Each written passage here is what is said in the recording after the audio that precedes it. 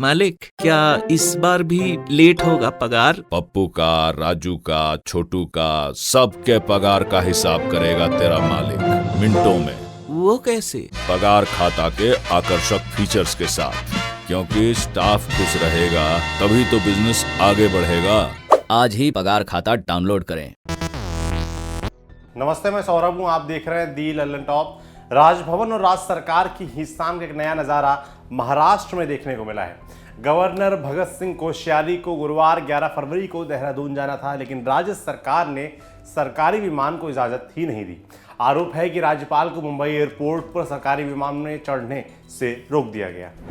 राज्यपाल के विमान को ऐसी इजाज़त मुख्यमंत्री के अंतर्गत आने वाले सामान्य प्रशासन विभाग द्वारा दी जाती है और मुख्यमंत्री हैं उद्धव ठाकरे। सामान्य प्रशासन विभाग ने ना तो इजाज़त दी और ना ही राज्यपाल को कोई जानकारी। भगत सिंह कोश्यारी एयरपोर्ट के वीआईपी जोन में जाकर बैठ गए, परमिशन का इंतजार करने लगे। कोश्यारी करीब 1 घंटे तक वीआईपी जोन में बैठे रहे। जब काफ़ी देर हो गई तो राज्यपाल ने फैसला किया कि वो सरकारी विमान का इस्तेमाल नहीं करेंगे। उन्होंने कमर्शियल विमान से यात्रा करने का निर्णय लिया।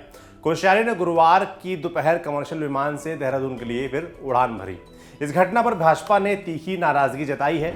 बीजेपी नेता सुधीर मुनगंटीवार ने आरोप लगाया कि राज्यपाल को विमान से उतार दिया गया। यदि राज्यपाल के विमान को सरकार अनुमति देने से मना कर देती है तो ये मानहानि का मामला बनता है। लोकतंत्र के लिए ये सही नहीं है। अगर सरकार द्वारा ऐसा किया गया है तो उन्हें माफी मांगनी चाहिए। ऐसे ही लोग इस सरकार को सत्ता से बाहर कर देंगे। अब शिवसेना क्या बोली ये जान लीजिए। शिवसेना के सीनियर नेता और राज्यसभा सांसद संजय राउत ने इस मामले में कहा कि मुख्यमंत्री समेत पूरी महाराष्ट्र सरकार राज्यपाल का सम्मान करती है। उन्होंने कहा, मुझे जानकारी मिली उसके अनुसार वे चमोली जा रहे हैं। किसी संवैधानिक पद पर बैठकर व्यक्तिगत यात्रा पर सरकारी प्लेन का प्रयोग नहीं कर सकते हैं। यदि उन्हें अपनी निजी यात्रा पर जाना है तो प्राइवेट प्लेन का प्रयोग करना चाहिए। राज्यपाल के पास पिछले 1 साल से कैबिनेट ने 12 नॉमिनेट विधान परिषद सदस्यों के नाम भेजे हुए हैं। उस फाइल पर साइन नहीं किए गए हैं। राज्यपाल कैबिनेट के द्वारा पास किए हुए फैसलों को कब तक रोक सकते हैं? उन्हें प्लेन के लिए 15 मिनट का इंतजार करना पड़ा तो शोर हो रहा है, लेकिन फाइल साइन करने में सिर्फ 10 मिनट ही लगेंगे। ये काम उन्हें शोभा नहीं देता है। घटना को लेकर महाराष्ट्र के गवर्नर ऑफिस के ने बाद में स्थिति साफ की। गवर्नर ऑफिस के अनुसार भगत सिंह कोश्यारी को उत्तराखंड के मंसूरी में आईएएस ट्रेनिंग सेंटर के एक कार्यक्रम में जाना है। यह कार्यक्रम 12 फरवरी सुबह 10 बजे से 12 बजे के बीच है। इसके लिए फ्लाइट लेने के लिए गुरुवार को गवर्नर कोश्यारी मुंबई के एयरपोर्ट पहुंचे। यात्रा को लेकर गवर्नर ऑफिस ने महाराष्ट्र की सरकार को 2 फरवरी को ही चिट्ठी लिख दी थी।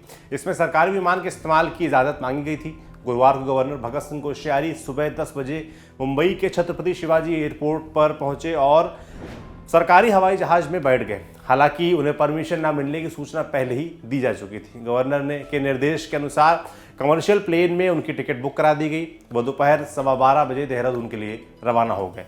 वैसे आपको बता दें कि उद्धव ठाकरे और कोश्यारी की खींचतान पुरानी है। उद्धव ठाकरे के सीएम बनने के साथ ही भगत सिंह कोश्यारी के साथ खींचतान शुरू हो गई थी। वैसे तो कई मामलों में राज्य सरकार और गवर्नर कोश्यारी के बीच टकराव देखने को मिला है, लेकिन कोरोना काल में ये ज़्यादा कड़वा हो गया। सबसे ज़्यादा बवाल महाराष्ट्र में कोरोना काल की पाबंदियों को अनलॉक करने पर हुआ। दशहरा पर जब राज्य सरकार ने मंदिर न खोलने का फैसला किया तो गवर्नर भगत सिंह कोश्यारी ने उन्हें एक चिट्ठी लिख डाली। इसमें उन्होंने लिखा, मुझे हैरानी है कि आप धर्म स्थलों को खोलना क्यों टालना चाहते हैं। क्या कोई ऐसा देव आदेश आपको मिला है या फिर आप अचानक सेकुलर हो गए हैं, जो शब्द से आपको नफरत थी।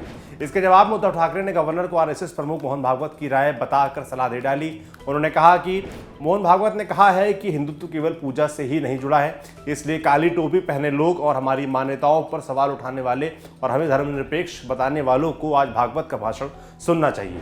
इसके अलावा चाहे एक्ट्रेस कंगना रनौत की बिल्डिंग पर बुलडोजर चलाने का मामला हो या फिर एमएलसी चुनाव का, महाराष्ट्र सरकार और गवर्नर आमने सामने नजर आते रहे। भगत सिंह कोश्यारी की बात करें तो वो उत्तराखंड के रहने वाले हैं। 2001 में वो उत्तराखंड के सीएम बने।